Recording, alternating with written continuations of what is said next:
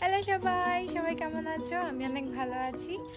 তো তোমরা তো জানোই যে আমাদের এখানে সময় চেঞ্জ হয়ে গেছে। তো ১ ঘন্টা এগিয়ে যাওয়ার কারণে এখন দিনের আলোটা অনেকক্ষণ বেশি থাকে। আর যেহেতু এই মুহূর্তে স্প্রিং স্টার্ট হয়ে গেছে, তো রোদটাও অনেকক্ষণ ধরে থাকে। বাইরের অবস্থা এখন খুবই ভালো। এই টাইমে তোমার শীতের পর এই মৌসুম পাওয়া মানে বেশ একটা ভাগ্যের ব্যাপার। তো যেহেতু ঠান্ডাটাও কমে এসছে, এখন বাইরে যাওয়াটা একটু বেশি হবে।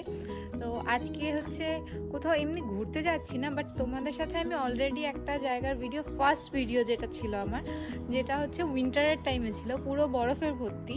সেখানে আজকে ভাবলাম যে একটু হাঁটতে যাই, কারণ আমি এমনি কোনো এক্সারসাইজ করি না, সারাদিন খাই দাই ঘুমাই। তো যেহেতু কোনো রকম এক্সারসাইজ করা হয় না, তাই দিন দিন আমি ফুলে যাচ্ছি। তাই ভাবলাম একটু মাঝে মধ্যে হাঁটা চলা করবো, একটু এক্সারসাইজ হয়ে যাবে, আর তাহলে মনটাও ভালো থাকবে। কারণ এরকম দিনে বাইরে এই মুহূর্তে যে পরিবেশ, রাতে তোমার ঘরে তো নিজেকে আটকানোটা খুবই কষ্টকর। ওরও অফিস শেষ আর বাইরে এত সুন্দর ওয়েদার, আজকে ঠান্ডাটাও একদমই কম, মানে এই মুহূর্তে দাঁড়িয়ে 15 ডিগ্রি সেলসিয়াস বাইরের অবস্থা।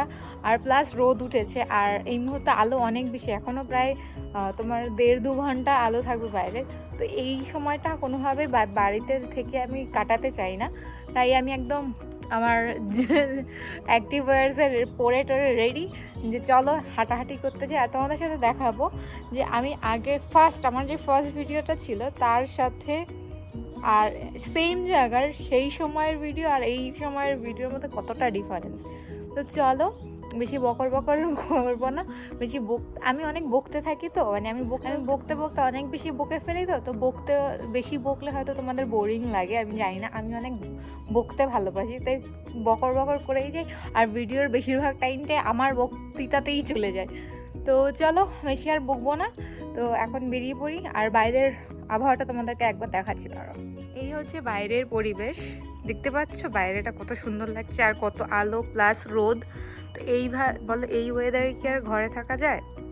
তাই ভাবছি এই ওয়েদারে আর ঘরে থাকবো না, এখন থেকে রোজ কিছু না কিছু বাহানা করে বাইরে ঘুরে বেড়াবো। তো চলো এবার বেরিয়ে পড়ি তাহলে। তো অলরেডি আমি রাস্তায় বেরিয়ে পড়েছি। তোমরা হয়তো এই রাস্তা দেখে দেখে এখন বোর হয়ে গেছো, কারণ আমার বাড়ি থেকে বেরোলে এই রাস্তাটা শুরু হয়ে যায়। তো এই রাস্তা দিয়ে ধরে বেশিক্ষণ লাগবে না, ওই মোটামুটি 10-15 মিনিট লাগবে পৌঁছাতে। তো বেশি দূরত্ব না, আমাদের বাড়ি থেকে খুব কাছেই, মানে আমাদের বেডরুম থেকে তাকালে দূরে লেকটাও দেখা যায়। ওখানে একটা বিশাল বড় লেক আছে, যে লেকটা আমাদের বাড়ি থেকেও দেখা যায়।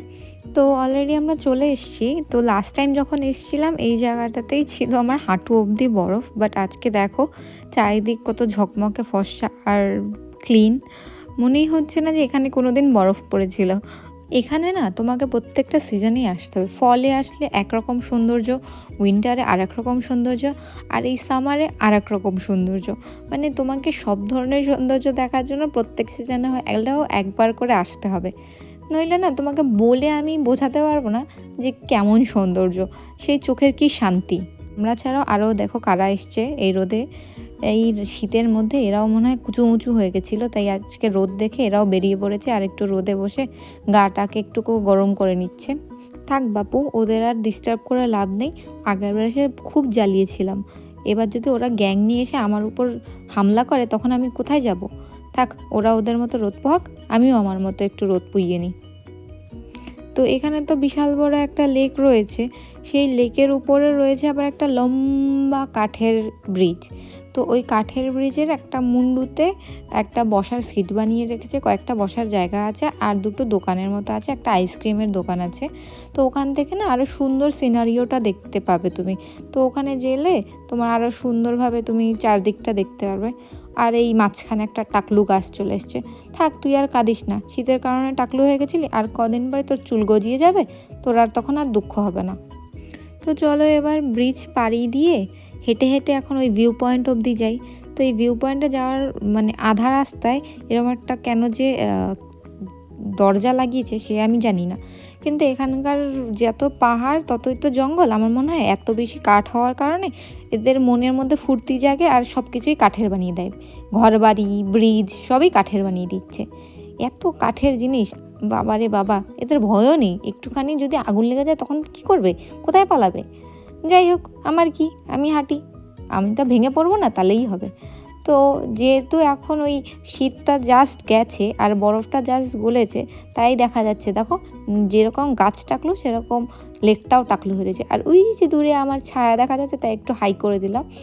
তো এখনও না জলটা পুরোপুরি ভরেনি, তার জন্য এখনও ওই বোটিংটা স্টার্ট করেনি, কারণ এই জলটা মনে হয় যেখান থেকে আসে সেখানে মনে হয় এখনও বরফ গলেনি, মনে হয় ঝর্ণা ফর্ণা আটকে গেছে, তার জন্য এখনও বরফটা বাকি রয়েছে। এই হচ্ছে ভিউ পয়েন্টটা, ওই যে বললাম 2-3টা দোকান রয়েছে, এই হচ্ছে সেই দোকান। আর তোমাদের একবার ভিউটা দেখিয়ে দিচ্ছি, এই হচ্ছে ভিউ।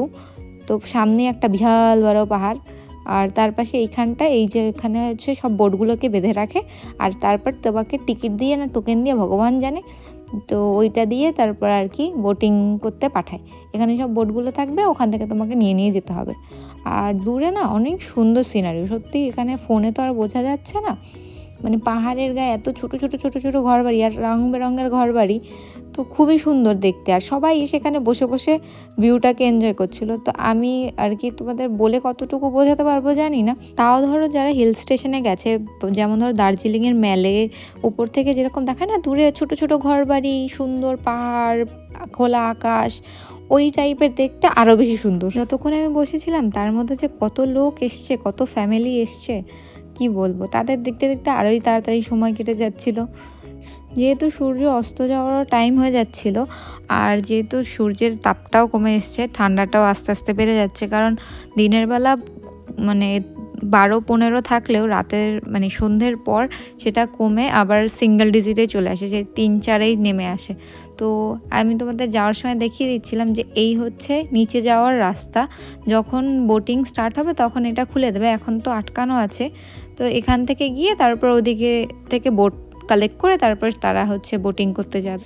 সামারটা চালু হোক বোটিংটা, আমিও একদিন বোটিং করতে যাব। এমনি তো বোটিং টোটিং জীবনেও করিনি, পারি না, তাতে কি আছে, ওরা তো শিখিয়ে দেবে, ঠিক পেরে যাব। তো ওই যে আমার কাঞ্চনজঙ্ঘা, তো চলো কাঞ্চনজঙ্ঘাও আর একটু পর দেখা যাবে না, কারণ সূর্য চলে যাচ্ছে।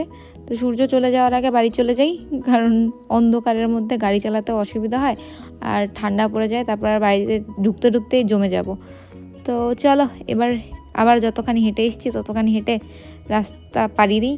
মানে জানো তো চালাকি করতে করতে ধরা খেয়ে গেছি প্রত্যেকবার। ও কী করে এখন, আগে তো বুঝতো না, আগে আমি গাড়িটা কাছে পার্ক করতো, আমি বাহানা মেরে দিতাম চলো চলো হাঁটতে যাব এই বলে, আর যেই দেখলো যে আমি হাঁটার নাম করে শুধু ঘুরতেই আসি, হাঁটি আর না বসে থাকি, তো তারপর থেকে কী করে গাড়িটাই দূরে পার্ক করে দেয়। তো কমপক্ষে যেইটুকু এসছি ততটুকু তো হেঁটে আবার ফেরত যেতে হবে, এই বাহানা করে আমাকে হাঁটিয়ে নেয়, মানে আমাকেও ঘোল খাইয়ে দিচ্ছে, কী আর করব। তো অলরেডি আমরা পার্কিং থেকেও বেরিয়ে গেছি, আর ভিডিও নিতে এত দেরি হচ্ছে কারণ আমি মাঝখানে হচ্ছে এতটুকু হেঁটেই আমার মানে শ্বাসকষ্ট উঠে গেছে, মানে জল টল খেয়ে কোনোরকম নিজেকে জ্যান্ত করে তারপর আবার যাওয়ার ভিডিও নিচ্ছি। তো এই ছিল আজকের মতো ভিডিও, দেখা হবে কালকে একটা অন্য ভিডিওতে। ততক্ষণের জন্য সবাইকে টাটা।